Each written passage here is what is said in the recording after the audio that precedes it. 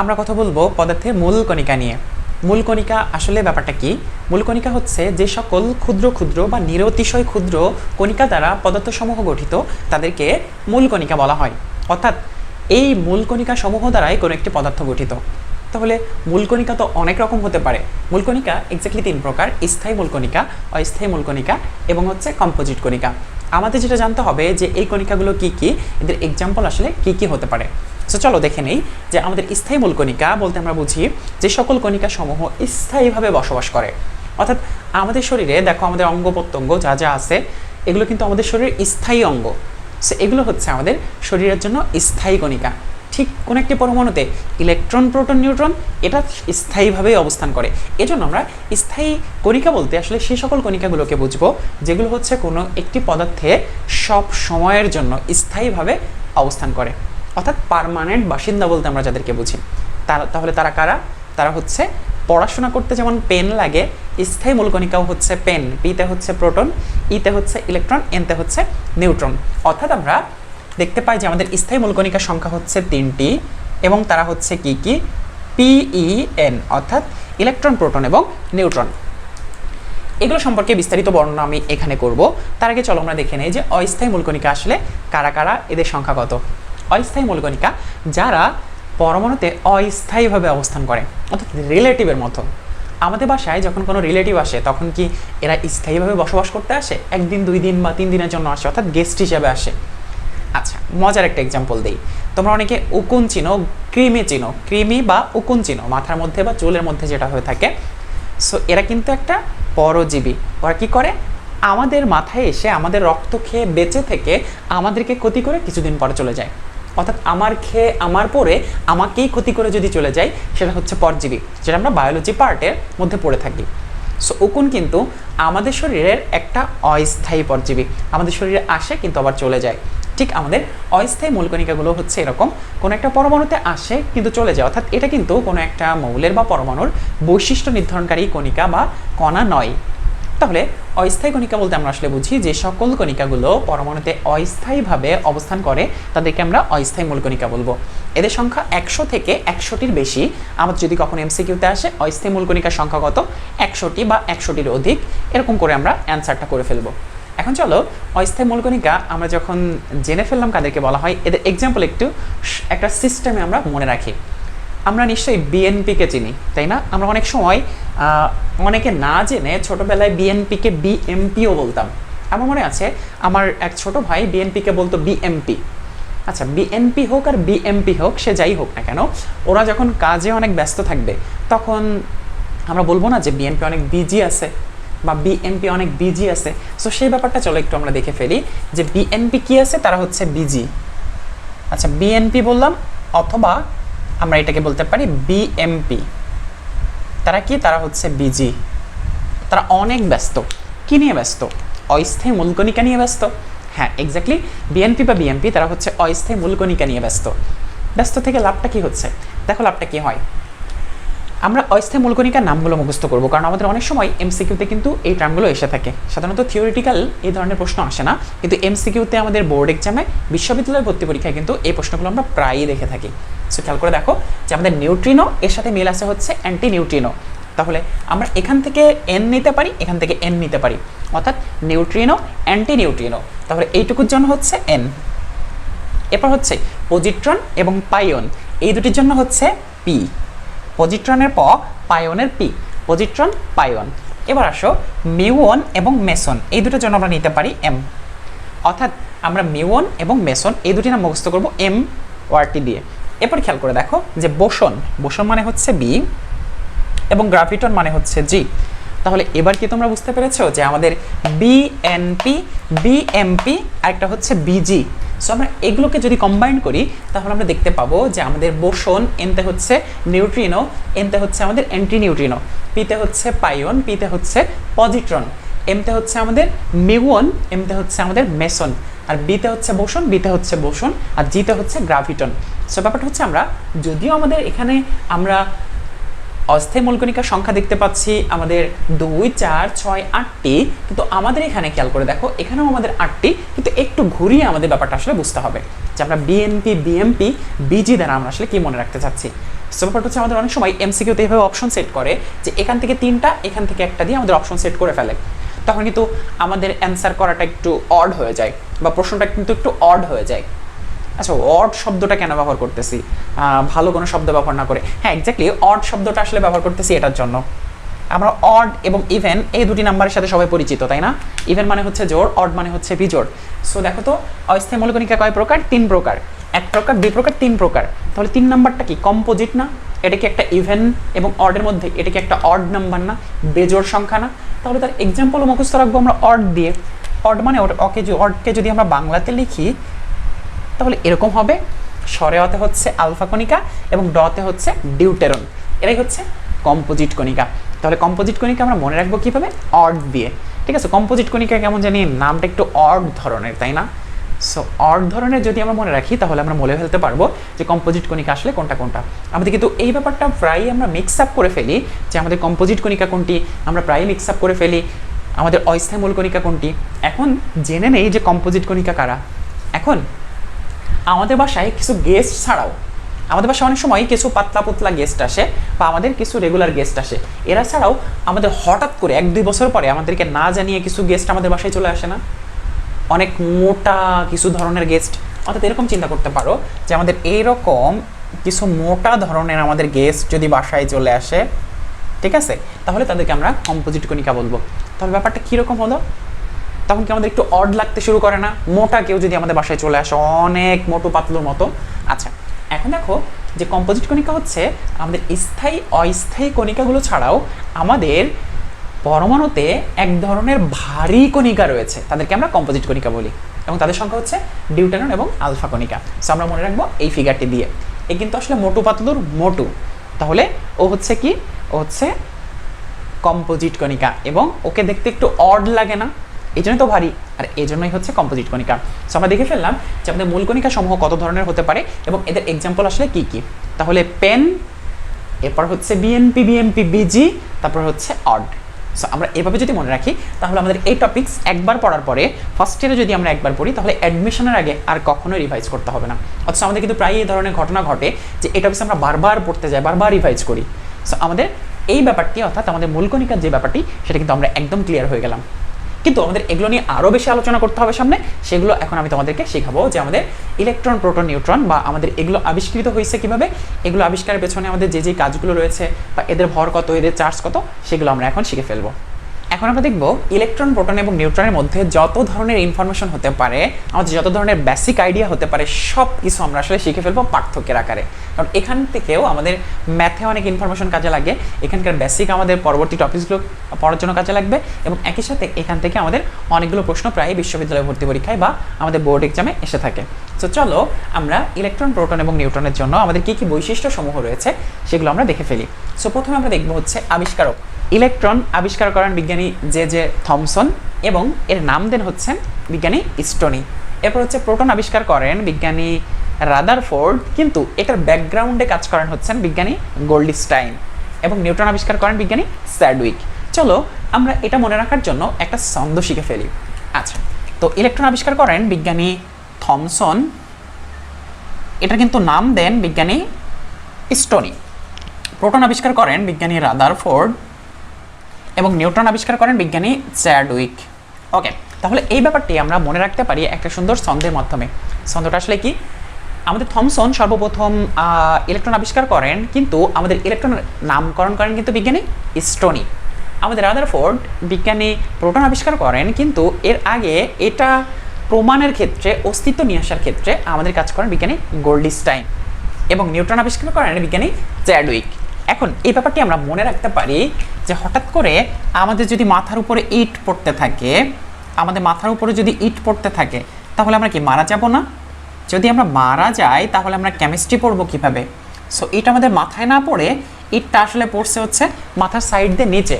So ইটটা আমাদের মাথায় না পড়ে মাথার সাইড দিয়ে নিচে পড়ছে, তাহলে ইট নিচে যদি পড়ে যায় আমরা বেঁচে থাকতে পারবো, আর বেঁচে থাকলে আমরা কেমিস্ট্রি পড়তে পারবো। এখন ব্যাপারটা হচ্ছে এটাতে আমরা আসলে কি বুঝতে চাচ্ছি? বুঝতে চাচ্ছি হচ্ছে ইতে হচ্ছে ইলেকট্রন, টতে হচ্ছে আমাদের থমসন, পতে হচ্ছে প্রোটন, রতে হচ্ছে রাদারফোর্ড, দন্তে নতে হচ্ছে নিউট্রন এবং চতে হচ্ছে চ্যাডউইক। তাহলে ইট পড়ে নিচে, কারো মাথার উপর যদি ইট পড়ে তাহলে সে কিন্তু কেমিস্ট্রি পড়তে পারবে না, সে তো বেঁচেই থাকবে না। সো আমাদের ইট যেন কোনোভাবে মাথার উপর না পড়ে সেটা কিন্তু আমরা খেয়াল রাখবো। এরপর আমরা আবিষ্কারকের নামটা মুখস্থ করে ফেললাম, এবার সাল আমরা মুখস্থ করব। সো আমরা কিন্তু একটা মোবাইল নাম্বার মুখস্থ করতে পারি, 01965 97 11 32। 01965 এটা কিন্তু আমার মোবাইল নাম্বার না, 01965 97 11 32। আচ্ছা, এখন থেকে কিন্তু এই নাম্বারটা মুখস্থ রাখতে হবে, তোমরা আবার কেউ এই নাম্বার ডায়াল করতে যেও না, 01965 97 11 32।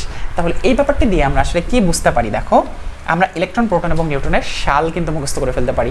অর্থাৎ আমাদের ইলেকট্রন আবিষ্কৃত হয় 1897 সালে, এরপর হচ্ছে প্রোটন আবিষ্কৃত হয় 1911 সালে এবং নিউট্রন আবিষ্কৃত হয় 1932 সালে।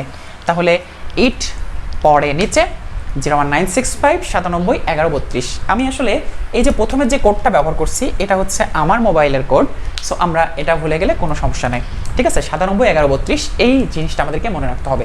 এই চ্যাপ্টার আমরা আরও অনেকগুলো মোবাইল নাম্বার মুখস্থ করব, যেমন আমাদের 10 96 78 মুখস্থ করব রিডবার ধ্রুবকের জন্য। সো আমাদের এরকম বেশ কিছু মোবাইল নাম্বার কিন্তু আমাদের মুখস্থ করতে হবে। এবার আমরা দেখব প্রকৃত ভর। সো প্রকৃত ভর আমাদেরকে মুখস্থ রাখতে হবে। আমি ক্যালকুলেশন করে তোমাদেরকে দেখাবো কিভাবে প্রকৃত ভরটা ক্যালকুলেশন করা হয়েছিল। আমরা এগুলো পরবর্তীতে তোমাদেরকে ম্যাথমেটিক্যাল টার্ম যখন তোমাদেরকে সলিউশন করি তখন তোমাদেরকে শিখাবো। এখন আমরা বেসিক কিছু আইডিয়া আমরা এখান থেকে নেওয়ার চেষ্টা করতেছি। সো আমরা দেখতে পাই যে আমাদের ইলেকট্রনের ক্ষেত্রে প্রকৃত ভরের মান হচ্ছে 9.11 × 10⁻³ কেজি অথবা 9.11 × 10⁻28 গ্রাম। আমাদের দুইটা এককে কিন্তু মান মুখস্থ রাখতে হবে, কারণ আমাদের ম্যাথের ক্ষেত্রে সিজিএস একক, এফপিএস একক, এসআই একক, বিভিন্ন একক কিন্তু আমাদের ম্যাথ করতে হবে পরবর্তীতে। এরপর যদি আমরা দেখি প্রোটনের ভর হচ্ছে 1.673 × 10⁻27 কেজি এবং আমরা দেখব গ্রাম এককে 1.673 × 10⁻24 গ্রাম। সো আমাদের দুইটা এককে মান মুখস্থ রাখতে হবে এবং প্রোটন এবং নিউট্রনের ভর প্রায় কাছাকাছি, 1.675 × 10⁻27 কেজি এবং হচ্ছে 1.675 × 10⁻24 গ্রাম। সো আমাদের কিন্তু এভাবে গ্রাম এবং কেজি দুটি এককেই তোমাদের কিন্তু মুখস্থ করতে হবে। এবং আমরা দেখব, আমরা কেমিস্ট্রিতে যত ধরনের একক আছে সব রূপান্তর দেখব, যে আমাদের গ্রামের বা দৈর্ঘ্যের বা ভরের, তাপমাত্রার, আয়তনের, চাপের এককগুলো আমরা কিভাবে রূপান্তর করতে পারি। এই ধরনের একটা সেকশনই তোমাদের জন্য রয়েছে যে আমরা সকল ধরনের একক কিভাবে রূপান্তর করে ফেলতে পারি। ওকে, এরপর আমরা চলে যাব যে আমাদের আধান বা চার্জ। সো আমরা সবাই জানি যে আমাদের ইলেকট্রনের চার্জ হচ্ছে নেগেটিভ এবং সে মানটি হচ্ছে -1.60 × 10⁻19 কুলম। সো আমরা এখানে আরও দুটি এককে আমরা কিন্তু মান বের করা শিখব। যেমন এটাকে আমরা যদি ইলেকট্রোম্যাগনেটিক ইউনিটে নিয়ে যাই তাহলে 1.60 × 10⁻20 EMU হয়। EMU মানে হচ্ছে ইলেকট্রোম্যাগনেটিক ইউনিট, তার মানে কি 10 কুলম্ব সমান 1 EMU। ওকে, এখন এটাকে যদি আমরা ইলেকট্রোম্যাগনেটিক ইউনিট থেকে ইলেকট্রোস্ট্যাটিক ইউনিটে নিয়ে যাই তাহলে আমরা যেটা পাবো যে -4.80 × 10⁻10 ESU। সো আমরা দেখতে পাচ্ছি ESU এককে কিন্তু আমরা নিয়ে চলে যেতে পারলাম। অর্থাৎ আমাদের EMU এবং ESU এর পূর্ণরূপ হচ্ছে ইলেকট্রোম্যাগনেটিক ইউনিট এবং ESU মানে হচ্ছে ইলেকট্রোস্ট্যাটিক ইউনিট। তাহলে এদের মধ্যে সম্পর্কটা কি? সম্পর্কটা হচ্ছে 10 কুলম্ব সমান 1 EMU সমান 3 × 10⁻10 ESU। অর্থাৎ আমাদের 10 কুলম্ব সমান 1 EMU সমান 3 × 10⁻10 ESU। সো আমরা দেখে ফেললাম যে আমাদের ইলেকট্রনের চার্জ আমরা তিনটা এককে কিভাবে ক্যালকুলেশন করতে পারি। -1.60 × 10⁻19 কুলম, -1.60 × 10⁻20 EMU এবং -4.80 × 10⁻10 ESU। এই তিনটা এককে কিন্তু আমাদের ইলেকট্রনের চার্জের মান জানা থাকতে হবে। একইভাবে আমরা এই মানগুলো সামনে যদি পজিটিভ করে দিই তাহলে কিন্তু আমরা প্রোটনের চার্জ পেয়ে যাব 1.60 × 10⁻19 কুলম। এটার সামনেও আমরা যদি প্লাস দিয়ে দিই, তাহলে এই মানগুলোর জন্য আমরা এক্স্যাক্টলি প্রোটনের চার্জের মানটাও পেয়ে যাব। অর্থাৎ আমরা যেটা বোঝাতে চাচ্ছি যে আমাদের ইলেকট্রন এবং প্রোটনের ক্ষেত্রে পার্থক্যটা, চার্জের ক্ষেত্রে পার্থক্যটা হচ্ছে মাইনাস এবং প্লাসের। ইলেকট্রনের চার্জ হচ্ছে নেগেটিভ, প্রোটনের চার্জ হচ্ছে পজিটিভ। এবং নিউট্রনের ক্ষেত্রে আমরা দেখতে পাই এটা হচ্ছে চার্জ নিউট্রাল, মানে হচ্ছে চার্জ নিরপেক্ষ একটা কম্পাউন্ড। সো আমরা ইলেকট্রন, প্রোটন এবং নিউট্রনের জন্য চার্জের মানটা অবশ্যই মাথায় রাখবো, এটাতে আমাদের পরবর্তীতে অনেকগুলো টপিকস ব্যাখ্যা করতে হবে। এবার আমরা চলে আসি অবস্থানে। অবস্থান, ইলেকট্রনের অবস্থান কোথায়, প্রোটনের অবস্থান কোথায় এবং নিউট্রনের অবস্থান কোথায়। তাহলে আমরা যদি একটু খেয়াল করে দেখি যে আমাদের এটি যদি একটা নিউক্লিয়াস হয়, তাহলে এটা হচ্ছে আমাদের বিভিন্ন কক্ষপথ, কক্ষপথের ঠিক এই জায়গাগুলোতে অর্থাৎ পরিধির দিকে এই জায়গাগুলোতে কিন্তু আমাদের ইলেকট্রন অবস্থান করে। আর প্রোটন কোথায় থাকে, প্রোটন হচ্ছে নিউক্লিয়াসের সাথে থাকে। নিউট্রন কোথায় থাকে, নিউক্লিয়াসের সাথে থাকে। তাহলে আমাদের ইলেকট্রন থাকবে কোথায়, ইলেকট্রন থাকবে হচ্ছে কক্ষপথে, বা আমরা এটা বলতে পারি যে পরিধির দিকে অথবা নিউক্লিয়াসের বাইরে, সেটাও বলতে পারি। তাহলে প্রোটন কোথায় থাকবে, নিউক্লিয়াসে থাকবে। নিউট্রন কোথায় থাকবে, নিউক্লিয়াসে থাকবে। তাহলে ইলেকট্রন থাকে হচ্ছে বাইরের দিকে, অর্থাৎ আমাদের নিউক্লিয়াসে থাকবে শুধুমাত্র পিএন, ঠিক আছে। নিউট্রন এবং প্রোটন এরা হচ্ছে নিউক্লিয়াসে থাকবে। আর ইলেকট্রন কোথায় থাকবে, ইলেকট্রন তো বদমাইশ, ইলেকট্রনের কাজই হচ্ছে বিভিন্ন জায়গায় এভাবে ঘুরে ঘুরে বেড়ানো, বিভিন্ন জায়গায় ঘুরে ঘুরে বেড়ানো। তাহলে ইলেকট্রন যেহেতু বদমাইশ, ওকে কি আর কেন্দ্রে থাকতে দিবে, কেন্দ্রে থাকা সম্ভব না। তাহলে প্রোটন এবং নিউট্রন থাকে হচ্ছে কেন্দ্রে এবং ইলেকট্রন হচ্ছে বিভিন্ন দিকে ঘুরে বেড়ায়। এখন আমরা যদি দেখি যে আমাদের এগুলোর প্রতীক আসলে কি কি, তাহলে আমরা দেখব যে ইলেকট্রনের জন্য প্রতীক হচ্ছে ই মাইনাস, প্রোটনের জন্য আমাদের প্রতীক হচ্ছে পি এবং নিউট্রনের জন্য আমাদের প্রতীক হচ্ছে এন। সো ইলেকট্রন, প্রোটন এবং নিউট্রনের জন্য আমরা যে প্রতীকগুলো ব্যবহার করি সেটা হচ্ছে ইপিএন, যেটা তোমাদেরকে আমি শুরুতেই বলেছিলাম যে পেন। এখন আমরা দেখব যে আপেক্ষিক ভর। তোমরা নিশ্চয়ই জানো যে আমাদের একটি ইলেকট্রনের ভর একটি প্রোটনের তুলনায় 1836 গুণ হালকা, অর্থাৎ একটি ইলেকট্রন একটা প্রোটনের তুলনায় 1836 গুণ পাতলা। তাহলে 1836টি ইলেকট্রন যদি একসাথে করা হয় তাহলে একটা প্রোটনের সমান হয়। তাহলে তোমরা বুঝতেই পারতেছো যে আমাদের ইলেকট্রনের ভর কত নগণ্য। এজন্য ইলেকট্রনের আপেক্ষিক ভরকে শূন্য ধরা হয়, অর্থাৎ রিলেটিভ ম্যাসকে শূন্য ধরা হয়। সেক্ষেত্রে প্রোটন এবং নিউট্রনের ভর প্রায় কাছাকাছি, এজন্য এদের ভরকে 1 ধরা হয়। তোমরা দেখতেই পাচ্ছ 1.673 এবং 1.675, এজন্য এদের ভরকে কাছাকাছি ধরা হয়। এই জন্য আমরা দেখতে পাবো যে ইলেকট্রন এবং প্রোটনের মধ্যে আমাদের যে আপেক্ষিক ভর, তার মধ্যে ইলেকট্রনের ভরটা খুবই নগণ্য, প্রোটনের তুলনায় 1836 গুণ হালকা।